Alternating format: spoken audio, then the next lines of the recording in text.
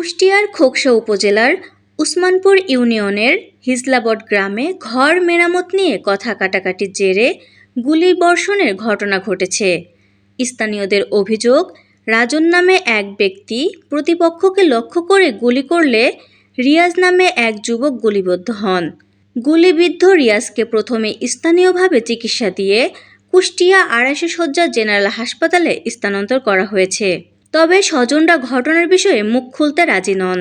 ফোনে খোকসা থানার ওসি জানিয়েছেন, গুলিবর্ষণের ঘটনা তিনি শুনেছেন, তবে এখন পর্যন্ত থানায় কোনো লিখিত অভিযোগ বা মামলা দায়ের হয়নি। ঘটনা ওরা নিজেদের মধ্যেই একই গ্রুপের লোক ওই রাজমিস্ত্রির কাজে টাকা নিয়ে গুলিবর্ষণ হয়েছে এরকম আর কি। এ ঘটনায় এলাকায় উত্তেজনা বিরাজ করছে, আর আইন শৃঙ্খলা পরিস্থিতি নিয়ে বাড়ছে প্রশ্ন। আফসানা ইসলাম পুষ্প, আন্দোলনের বাজার ডিজিটাল।